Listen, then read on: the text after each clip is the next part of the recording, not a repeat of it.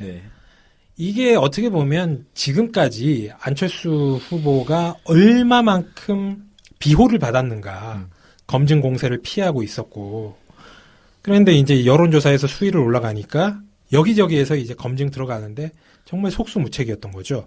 두 분께서는 뭐 요 일주일여 동안 있었던 그런 사태들 중에서 뭐 특별히 이제 기억 남거나 아니면은 뭐 상당히 분노했던 뭐 그런 거 있으시면 한번 얘기를 해보죠. 저부터 하겠습니다. 네. 안철수의 기존의 일주일간 행동 중에서 가장 짜잘한 거. 지하철 그 청년이랑 만나서 책 받은 사건. 아우. 정말 너무 짜잘하죠. 잡스럽다. 네. 아, 진짜. 근데 그 잡스러운데 난 이게 제일 웃기더라고. 아니, 그 전날 페이스북에 안철수 만날 거니까 질문할 거 있으면 얘기해 주세요 한 애가 정말로 안철수를 만나가지고. 네. 그러고 난 다음에 안철수는 책도 주고 서로 덕담도 나누고 그러고 헤어졌어. 그 학생이 뭐 초능력자였나 봐죠. 뭐 저 타임머신을 타고 왔던가 아니면 어떤 뭐 미래를 예측하는 예지력이 있었던 거 아닐까요? 그러니까요. 자, 이런 얘기를 나왔는데 다들 그걸 보고 일단 들켰잖아요. 예. 이게 이제 연출하고 하다가 들켰잖아. 들켰으면 그냥 알다시피 처음부터 얘기했다면 짜잘한 거잖아요. 그냥 우리가 연출을 했었는데 뭐 이래저래 했었다. 이러면 될 거 아니야. 묵묵부답이죠? 아니요. 나름 열심히 변명을 해요. 뭐라고 변명을 했습니까? 초능력자라고? 그 학생이 맨날 그쪽을 전철 타고 다니는데 안철수가 이쪽으로 이제 지하철 타고 갈 거 이런 게 이제 알게 돼가지고 그럼 혹시 내일 만날지도 모른다. 예. 이런 생각을 하고 책도 준비하고 사람들한테 질문도 받고 그랬던 거다. 뭐 이런 식으로 변명을 해요. 대단한 사람이야. 네. 야, 뻔뻔하네. 그 동선을 자, 그게 이제 우리의 상식상으로 생각을 해보면 예. 1차 거짓말 예. 일단 그 상황 자체를 갖다 연출한 이것도 거짓말이죠. 그리고 거기에다가 그거 들키고 난 다음에 또 2차 거짓말을 했습니다. 예. 그러나 저는 상식을 믿지 않고 기적을 믿는 사람입니다. 세상에는 얼마든지 뭐 확률이라는 게 있고, 그렇죠. 아니 내일 당장 지금 우리가 북핵 위기를 걱정할 게 아니라 내일 당장 안드로메다 성운에서 우리를 침공할 외계인이 있으면 어떡합니까? 뭐 그런 확률도 0은 아니지 않습니까? 네. 마찬가지로 이 학생도 국민의당의 이 공식적인 해명과 같은 절차를 밟았을 수도 있다라고 생각을 합니다. 그러면 이 놀라운 뉴스를 왜 다들 대서특필하지 않는 겁니까? 정말. 이런 놀라운 예지력을 갖춘 청년이 나타났으면 지금 뭐 칼빈슨 홍가 항공모함 오고 막 그 북미 간 뭐 북중 간 이렇게 난리 나지 않습니까? 이 사태가 어떻게 될 건가를 예언하는 그런 예지력을 갖다 이 청년한테 물어봐야 될 거 아닙니까? 지구적인 대사건 아닙니까? 지금 미래를 예측하는 청년이 나타났는데 근데 이걸 안 하네? 아니 그 청년을 이제 뭐 단독 인터뷰도 하고. 그러니까. 뭐 어떻게 뭐 그런 예지력, 신통력을 가지게 됐는지. 맞아요. 예. 뭐 사실 뭐 21세기에 토정 이지함 선생이 다시 재림한 거랑 마찬가지인데 예. 이게 아무 일 없이 넘어가고 있다라는 게 이번 대선에서 좀 슬픈 일이라고 생각합니다. 뭐 그 학생이 뭐 그런 말 있지 않습니까? 간절히 원하면 이제 온 우주가 도와줘서 뭐 그랬을 수도 있습니다. 와 진짜 얘기 들어보고 나니까 정말 찌질하다. 잡스러워. 아니 뭐 학생은 솔직히 무슨 죄가 있겠어요? 저희가 학생한테는 전혀 비난하고 싶은 거 학생은 없어요. 전혀 죄가 없고요. 그 잘못한 거 없고 걔네들이 정말 찌질하게 그렇게 하는 거죠. 권수영 논설위원님 같은 경우에는 뭐 어떤 게 기억에 남으십니까? 지금 뉴스가 잘 안 되고 있는 KBS 단독 보도했던 거. 네. 그 안랩 직원이 안철수는 안랩과 지금 관계가 없는 대주주이긴 하지만 하여튼 경영에서 완전히 손을 뗀다, 뭐, 본인 스스로 선언을 했고. 근데, 안랩 직원이 그 선거 사무실을 얻어주고 했다는 뭐, KBS 단독 보도가 나왔단 말이에요. 네. 이 기사를 보면, 네. 여기 김기인 전무라고, 안랩 임원이에요. 예. 예. 이 사람이 서울 마포구 도화동, 그 건물을, 그 사람, 명의로 계약을 하고 해지를 했다. 이 얘기예요. 이게 언제냐? 2013년 국회의원 재보궐선거할 때. 그때 안철수가 노원병인가요? 예. 네. 거기 노회찬 자리 슈킹해가지고 무소속으로 출마해가지고 당선됐을 때. 네. 예. 그때 이제 비공개 사무실로 운영을 했는데 여기에 지금 안랩이 개입됐다는 거죠. 그리고 사무실에 있는 컴퓨터, 의자 막 여기에 안랩 마크가 다 찍혀 있었다는 거고. 그러니까 그 안랩 직원이 뭐 계약하고 거기 비품까지도 그냥 갖고 와서 쓰고. 이 문제는 우리가 그냥 일반적인 인간관계로 보면 충분히 그럴 수 있어요. 그죠? 그럴 수 있는데 문제는 이거는 공적인 게 지금 들어가 있는 거야. 그렇죠. 공사 구분이 안 된다. 네. 지금 우리 박근혜 최순실 게이트의 가장 큰 문제가 뭐였어요? 공사 구분이 안 돼가지고 나라가 개판된 거 아니야. 지금 이 안랩 KBS 단독 보도 이거는 그 문제인 거예요. 공사 구분이 안 되는 거. 근데 KBS가 이렇게 단독 보도를 하고 그럼 그 뒤에 다른 언론은 어떻게 했냐? 보도를 잘 안 하네? 몇 군데는 썼어요. 뭐 중앙일보, 뭐 국민일보 몇 군데 썼는데 역시 또 안철수 홍위병 노릇하느라고 저널리즘 본령까지 다 내팽개친 한겨레는 안 써. 기가 막힌다 진짜. 우리 남자 박근혜 씨가 아마 아직도 이거에 대해서 그 스스로 자성하는 게 없을 거예요. 들켜서 이제 짜증나네 이런 생각을 할 것 같은데 예. 안랩 직원 내가 여태까지 잘 알고 있던 사람 여기 와가지고 그 도와준 걸 갖고 왜 이 지랄이냐라고 생각할 것 같아요. 네. 짜증도 들켜서 짜증이 아니고 왜 이게 뭐가 문제야? 그러니까 왜 시비를 걸어? 이게 왜 기사를 왜 저렇게 건데. 써? 왜 뭐가 문제야? 우리 그걸 짜증낼 거야. 맞습니다. 남자 박근혜 씨가 할 생각 그냥 거의 예측이 돼요. 예. 내가 좋은 일을 하겠다고 내 주변에 있는 사람 와서 도와달라 한 건데 왜 그러는지 잘 모르겠다. 아니 뭐 내가 뭐 연설문 뭐 최순실한테 좀 뭐 컨펌 받을 수도 있는 거고 뭐 이런 거죠. 그러니까 그런 국가와 나라를 심리죠. 위해서 똑같은 심리. 한 건데 네. 왜 이지랄이냐고.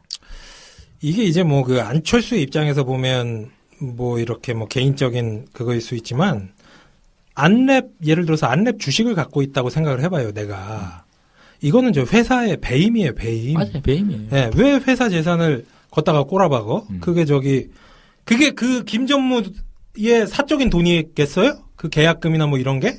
그러니까 왜 그 사람이 자기 돈 쓸 일이 없지. 그러니까 그거 한번 그래서 그거 좀 그 사무실 임대 비용이라든지 이거 어디서 지출했는지 이것도 다 알아봐야 될 사안이거든. 그러니까요. 아니 안랩 김전무가 돈이 더 많겠습니까? 안철수가 돈이 더 많겠습니까? 김전무가 무슨 그렇게 돈이 많아가지고 회사 회장 그걸 갖다가 도와줘요. 그거를.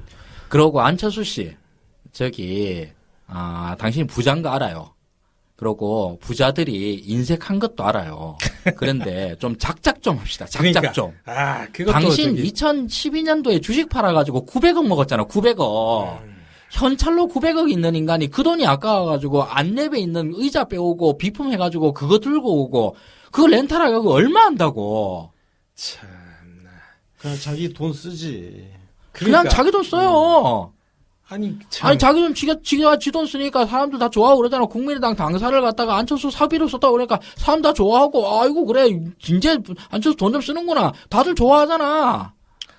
그게 그렇게 아깝니? 그 비슷한 일이 또 하나 있었는데 그 최장집 씨가 거기 뭐 정책연구기관 안철수 사설 거기 들어갔다가 안철수가 운영비를 안 대고 네가 저기 최장집 네가 그거 그거 했으니까 운영비도 알아서 조달하세요.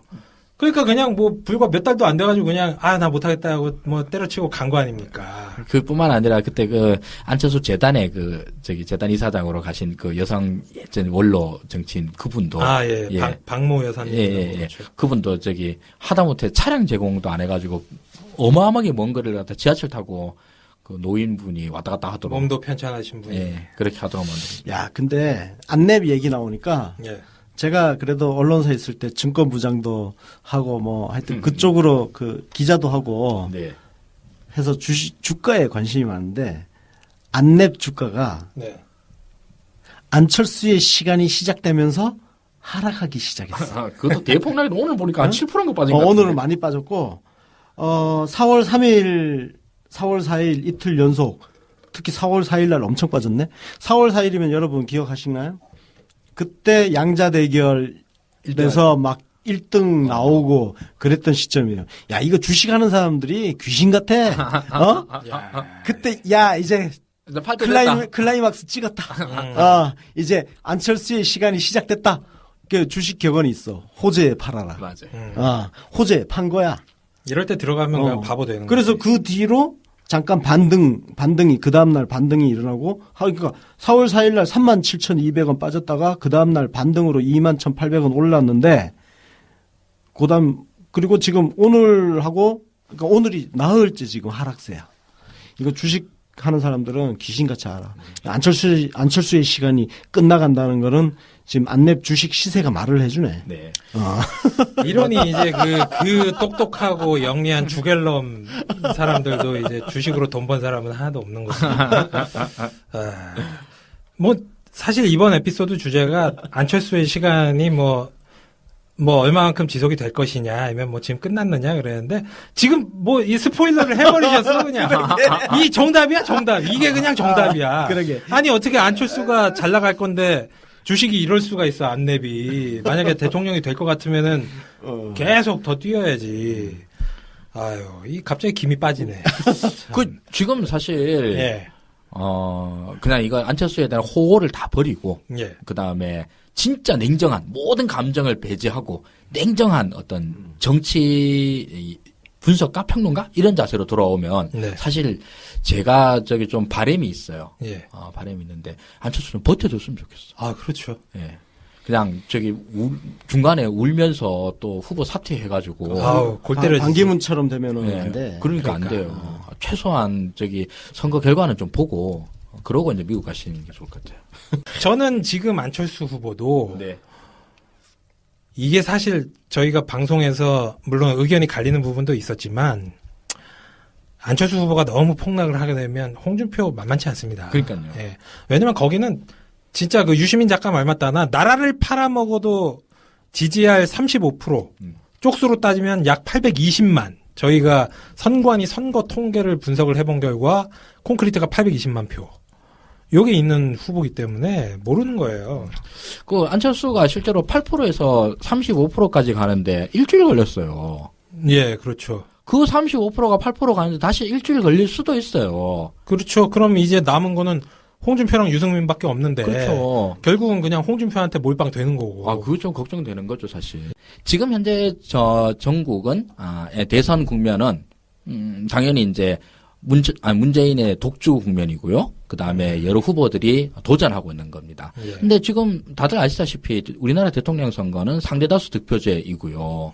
그러다 보면 국민들은 투표를 할 때 1등 할 가능성이 있는 후보한테 표가 몰릴 수밖에 없습니다. 예. 그러니까 당연히 양강 구도로 정리가 돼요. 어떤 선거든지 간에. 그렇죠. 요번 선거만 진짜 유달리 이상하게 문재인의 독주 국면들이 압도적이고 오래 가는 것일 뿐입니다. 그러니 당연히 기본적으로 전제로 깔려있는 그 대선의 운동판의 어떤 하나의 흐름은 양강 구도를 향한 움직임들이 에너지들이 계속 있어요. 예. 근데 문재인의 대항마가 누가 되느냐. 이게 계속 문제였던 거죠. 그래서 최초로 이제 문재인의 대항마로 호출이 된 사람이 반기문이었고, 그다음 황교안도 호출이 됐었고, 그러다가 이제 다 떨어져 나가고, 이제는 이제 마지막으로 안철수한테까지 왔죠. 예. 안철수까지 왔는데, 이게 무서운 게 뭐냐 하면, 양강 구도를 형성하는 방법은 두 가지가 있습니다. 네. 첫째로는 정당 간의 연합에 의해서, 정당 간의 공식적인 연합에 의해서 여권 단일화를 하고, 거기서 단일 후보가 선출되는 것이고, 그 다음 편에서는 사실상의 단일화라고 부릅니다. 공식적인 단일화에 대비한 사실상의 단일화. 여권 지지 성향의 시민들이 진짜 아름아름으로 이심전심으로 저 새끼를 이번에 찍자라고 결집하는 거. 예. 그게 이제 사실 안철수한테로 모였죠. 그 전에 다른 후보들 돌아다니는 거. 무서운 건 지금 현재 국면에서 저는 무서운 건 사실상의 단일화 국면이 사실은 무섭습니다. 그리고 그 사실상의 단일화 국면에서 능력 있는 후보가 된다고 그러면 정말 비등비등한 승부를 각오해야 될 수도 있어요. 예. 그럼 안 무서운 건 뭐냐? 공식적인 단일화가 진짜 안 무서워요. 네. 왜냐하면 공식적인 단일화는 야권 단일화 하느라고 우리가 해봐서 알기 때문에 그렇습니다. 예. 안 돼요, 진짜. 단일화 협상하는데 진 다 빼고요. 그 와중에 지지자들 다 지쳐 나가 떨어지고 진짜 환멸을 느끼게 만들어요. 예. 우리 이번 선거하면서 이거 팟캐스트 하면서 낄낄대고 웃는 것 중에 하나가 야권 단일화 그 꼬라지 안 봐도 되기 때문에 진짜 즐겁게 보고 있는 편이거든요. 예. 그걸 위해서 저는 그 김종인 씨가 더불어민주당을 탈당하면서 자기가 빅텐트니 뭐 제3지대니 뭐 후보 연대니 이런 얘기를 할 때 저는 이분이 나가가지고 정말로 여권 여당들한테 쭉 돌아다니면서 진짜 공식적인 여권 단일화를 위한 행보를 해 주시기를 진심으로 기대했어요. 근데 지가 출마를 했잖아. 그것도 마찬가지예요. 지가 출마를 하면서 예. 다른 사람들 자기 대선 출마자의 자격으로 여러 사람들을 공식적으로 모아가지고 그래서 한 군데 다 모아가지고 모으기만 모으면 그 다음부터는 당연히 90% 아사리판이 예, 아사리판이 완전 아사리판이 벌어지기 때문에 예. 그걸 진심으로 기대하고 이분의 역할들을 갖다가 거의 최초로 기대했었는데 그게 이제 무산됐죠. 그걸 못 견디고 예.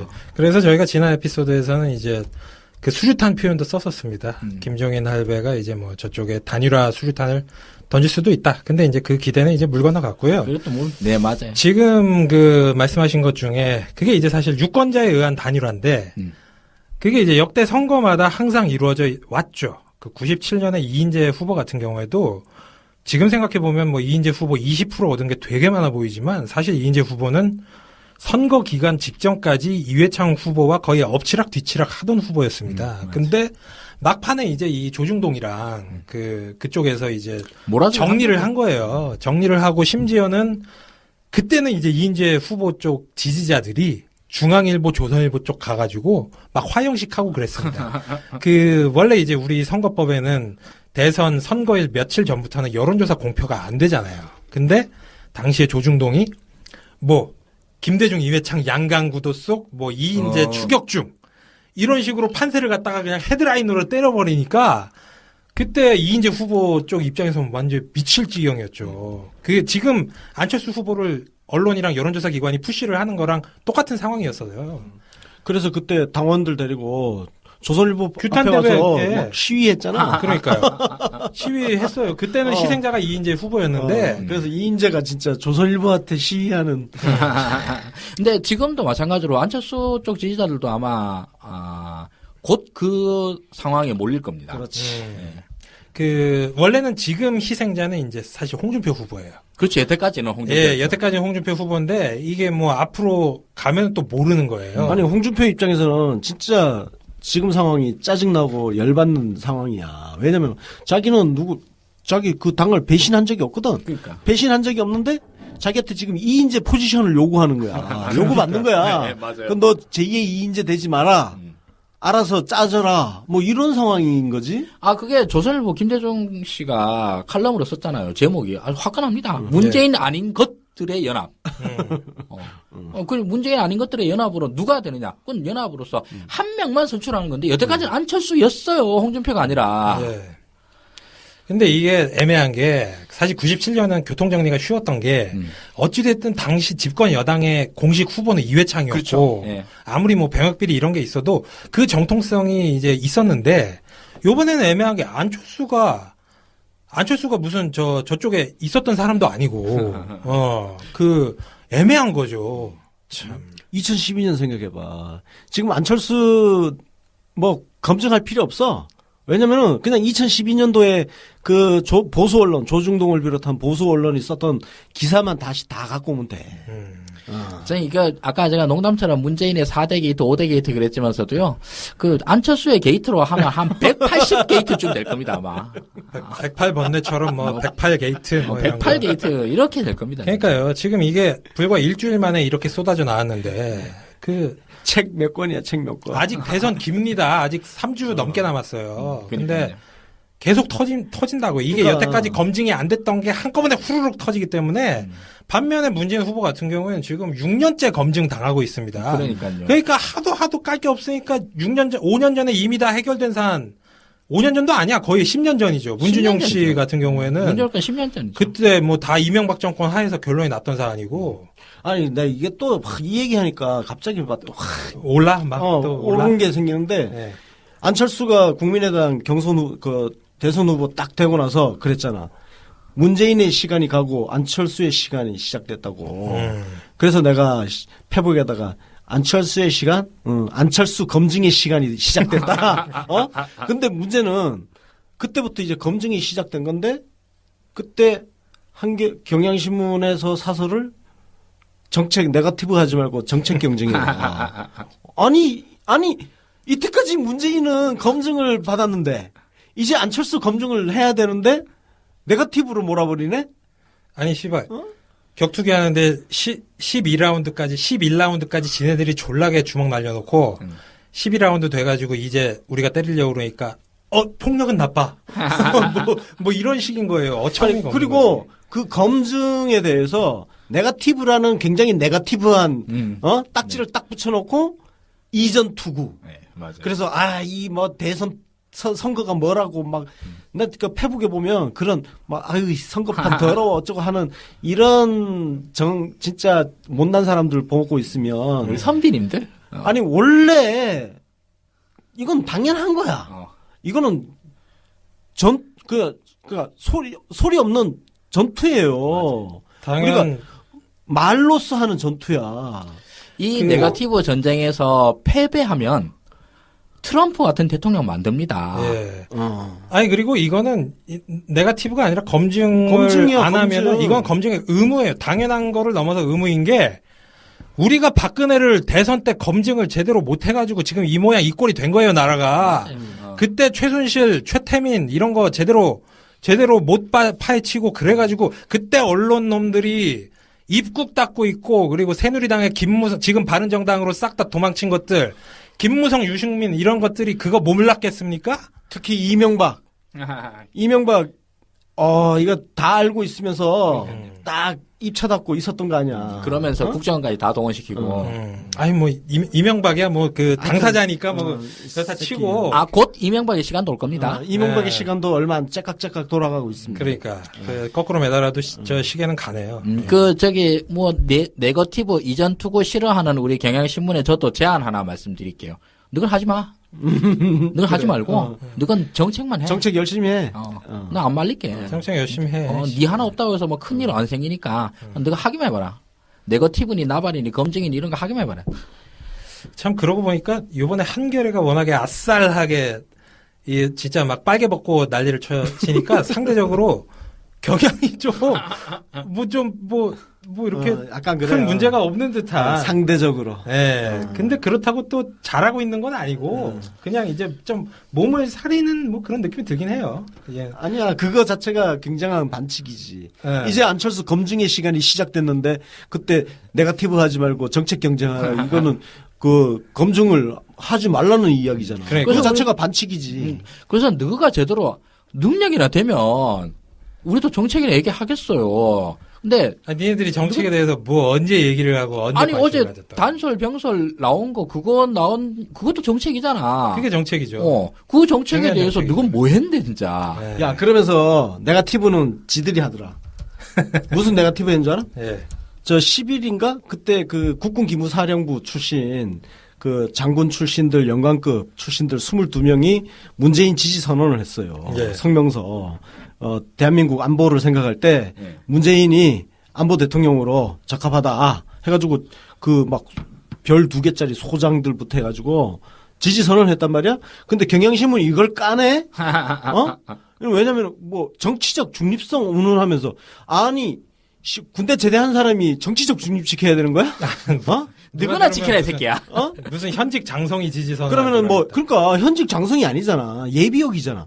예비역이 무슨 정치인 지지 선언하는데 무슨 정치적 중립성을 미친 것들 아니야? 경향 너거나 좀 정책. 그게 네거티브야. 그게. 그렇죠. 흑색 선제. 그게 네거티브라고. 말도 안 되는 거를 말이 되는 것처럼 구라를 치는 게 네거티브지. 어디서 네거티브하고 자빠졌어요. 근데 진짜 이거 안철수는 이게 뭐 게이트가 너무 많다 보니까 우리가 좀 좀 차분하게 정리를 해야 될 텐데, 네. 뭐 하다 보니까 이거 나오고 저거 나오고 해가지고. 정리하고 있는 와중에 뭐가 또 나오죠. 그러니까요. 네. 맞다 그거 이런 식으로. 근데 그냥 우리 그 정리하기 전에 안철수의 시간이 번개불에 콩밥과 먹듯이 휙 지나갈 것 같아가지고. 그러니까 저는 솔직히 뭐 지금 시점에서 이 방송 들으시면 뭐 한가한 소리 하는 이런 말씀 하는 분들이 있을지도 모르겠지만은 저는 진짜로 이게 결국 이게 반문재인 정서나 반문재인 표가 안철수 셔틀을 거쳐서 홍준표한테 할지도 모른다는 게 뭐 사실 홍준표로 가. 걱정이 되는 거고. 가게 되면 이제 이인재 포지션이 예. 이제 홍준표에서 안철수로 넘어가지. 그러니까. 그러면 그때 그 시점부터 이제 조중동의 융단 폭격이 이제 왜 죽이려면 확실하게 죽여야 표를 저쪽에 확 몰아줄 수 있거든. 그렇죠. 이쪽으로 표 갈리면 안 되니까. 이 뭐 한 1, 2주 후면 우리가 여태까지는 이제 시민들이 안철수를 검증을 했었는데 이제는 진짜 안철수 그렇게 완전히 그냥 뭐 되는 모습 보면서 멘탈 부서지는 거 네. 구경할 날이 아유 저거 후보 사퇴 하면 안 되는데 막 이래야 될 날이 올 수 있어요. 그러니까 이게 저기 후보 사퇴 아니고 여권의 보수 대연합 이게 예. 아까 두 개 얘기했지 않습니까? 예. 3대 연합으로 멘탈 붕괴로 인한 예. 눈물의 보수 대연합이 이루어지면 어떡하나. 예. 안철수가 울면서 또 뭐 그쪽 손 들어줄 수 있어. 그러니까요. 이게 이제 무서운 게 뭐냐면은 사실 네거티브 라는 표현을 계속 씁니다만 네. 검증에 취약한 거는 안철수 같은 후보가 검증에 취약하지 완전 쥐약이에요. 그렇죠. 그래서 반기문 후보가 그렇게 한 방에 훅 간 거고 하여튼 새롭게 떠오르거나 뭐 이렇게 뭐 좀 여도 야도 아닌 애들이 검증 공세에 취약한 거지 이명박이나 홍준표 이런 애들한테 검증해봤자 사람들이 기대하는 게 없기 때문에 맞아요. 사실 그때 되면 우리가 난감을 한 게 만약에 이게 홍준표랑 양자구도가 되잖아요. 네. 우리 그때는 졸라 포지티브 방송해야 된다? 그럼. 맞아. 왜냐면은 그거는 홍준표는 아무리 까도 이게 뭐 안 맥혀. 근데 이제 트럼프처럼 뻔뻔하게 그래서 뭐 어쩌라고 막 이렇게 내버리면 벙찌잖아. 당할 수가 없어. 당할 수가 없기 때문에 우리는 그때 되면 진짜 무슨 정말 포지티브 캠페인, 포지티브 방송해야 돼. 그럼 사실 우리가 그게 강점이 아니거든요. 그러니까요. 우리가 그때 참 약점인데. 그러니까 참 우리는 원래 이게 적성이 개백정인데 손에 피 묻히는 게 전공인데 홍준표가 되면 우리 뭐 하여튼 그래도 홍준표 까야지 뭐. 우리 적성대로 해야지. 방송에서 홍준표 까고 우리는 이제 뭐 그 방송 안 하는 때는 그냥 막 영업하는 거야. 저 길거리 나가가지고 뭐 삼보일배라도 하면서 뭐 그렇게 해야 되는 거야. 근데 안철수 같은 경우에는 이렇게 뭐 팟캐로 까고 페북으로 까고 트위터로 까고 그러면은 푹푹 쭉쭉 빠진다? 맞아요. 반기문 후보가 그랬어요. 반기문 후보 그때도 언론에서 나서서 검증하고 깐 게 아니라 SNS에서 융단 폭격가하니까 1, 2주 만에 그냥 뭐 10% 이하로 뚝 떨어진 거예요. 그러니까 이게 사실은 우물 아니기도 하고요. SNS 뭐 팟캐스트가 사실은 우물이에요. 네. 저는 이게 기존 언론보다 위력이 크다고 생각하지는 않아요. 개인적으로. 다만 우리가 여기서 뭔가 이런 다양한 논리들을 만들고 공유를 하면서 이게 우리 실생활 오프라인 생활 속에서 네. 전파를 하는 무기를 지금 우리가 서로 장착을 하고 공유를 하는 거야. 일종의 저 진지 같은 거죠. 진지. 그렇죠. 예, 네. 진지가 이제 구축이 된 거고. 그래서 우물 아니라고 무시하지 말라 이거지. 예. 어. 저 당장 이렇게 보이는 게 예를 들어서 최근에 JTBC 뉴스룸 같은 경우에 사실 JTBC 뉴스룸 그리고 손석희 사장이 탄핵 국면에서 거의 국민적 영웅 대접을 받았다가 최근에 뭐 공교롭게도 홍석현 씨가 이제 그 사퇴를 하고 대선 출마 의지 또는 현실 정치 개입 여부를 밝힌 다음부터 뭐가 좀 이상해. 그 전에 뉴스룸이 아니고 그 전에 JTBC가 아니야. 그랬었는데 융단 폭격을 가했습니다. 그리고 시청률이 작살났지. 작살이 났죠. 7%대에서 2%대까지 떨어졌으니까. 오. 어마어마한 거야. 예, 완전히 그냥 거의 망하기 직전까지 간 거예요, JTBC가. 그러니까 그 직후에 다시 논조가 바뀌더라고요. 이게 무서운 점입니다. 이게 말 그대로 시민 주권 운동인 거예요. 지금 우리가 하고 있는 것도 시민 주권 운동이에요. 예. 그 주권을 찾고 이게 일종의 소비자 권리 찾기 운동입니다. 예. 예를 들자면은 손석희 사장 얘기가 나왔으니까 그런데 홍준표가 JTBC 나가가지고 완전 작살이 났잖아요. 이걸 지금 방송을 하고 있나? 완전 초대형 방송 사고죠. 네, 방송 사고 수준으로 나갔는데 아무 변화 없음. 그걸로 인해 가지고 홍준표 타격 0도 1도 없음. 아니 내가 볼 때는 만약에 그 보수층 지지자가 그 방송 봤으면 되게 홍준표에 대한 호감 높아졌을 것 같은데요. 카타르시스 느꼈어요. 오히려. 예. 왜냐면은 예. 지금 뭐 사실 박근혜 탄핵되고 하면서 기죽어 있잖아. 예. 기죽어인데 홍준표 가서 막 뻔뻔스럽게 그냥 큰 소리 뻥뻥뻥 치고 하면 그 기죽어 있던 게 뭔가 좀 확 풀리면서 대리 만족 시켜준 거예요. 그러니까요. 대리로 자기가 홍준표가 가가지고 손석희한테 완전히 그냥 우리가 보기에는 되게 추하지만 근데 똑같이 홍준표처럼 똑같이 했는데 안 좋은 사람이 있어. 박지원? 박지원. 박지원도 JTBC 가가지고 손석희 막 질문 거의 뭐 못하게 할 정도로 느물느물 느물느물이 아니야. 그냥 예. 막 좀 따지듯이 막 자기 할 말 막 했는데 예. 우리 박지원 대표는 앞으로 열심히 더 이렇게 자기 이야기 열심히 하고 다녔으면 좋겠어. 내가 볼 땐 안철수 최고의 네거티브는 박지원 대표가 지금 하고 있어. 왜냐면은 사람들이 바깥에서 볼 때 지금 대통령 후보가 안철수인지 박지원인지 헷갈려. 맞아요. 아니, 뭐 열일해주고 있죠 박지원 씨가. 지금도 우리 똑같은 더불어민주당으로 비교를 해보면 추미애 대표가 전면에 나선 일이 없어요. 지금은. 그러니까 조용하지. 지금은 후보의 시간이니까 당 대표는 그 말 그대로 백업 서포트 역할을 하는데 충실하고 있어요. 원래 이게 정상적인 거 아니야. 지금 우리 박지원 대표는 어디 하나 마이크 하나 더 들이밀려고 진짜 맨날 그러고 있으니. 아니 심지어 예.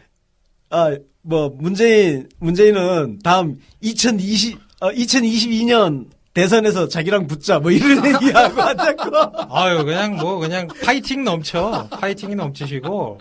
아니 그거는 대놓고 내가 대통령 후보라는 이야기를 지금 하고 있는 거거든. 내가 차기 대통령 후보고 만약에 안철수가 되면 내가 차기 정권 실세고. 그렇죠. 이거는 완전히 그 홍준표 후보의 발언을 자기가 셀프 인증을 해주는 거예요. 박지원 상황 정치 하고 있어요. 안찍박 인증해주는 거예요. 네. 참 이게 무서운 게 정치인 할배가 관심 종자병에 걸리면 답이 없어.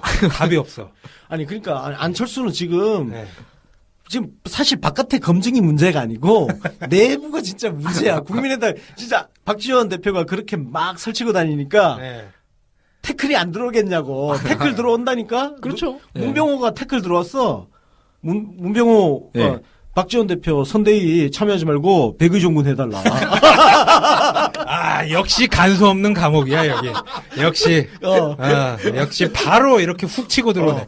뒤에서 훅 찌르고 들어오네. 파놉티콘이야. 진짜 서로가 서로를 감시하는 로얄 럼블 뭐 이런 거죠. 창살 없는 감옥. 그럼에도 불구하고 누구도 싸움을 멈추려 하지 않아. 그냥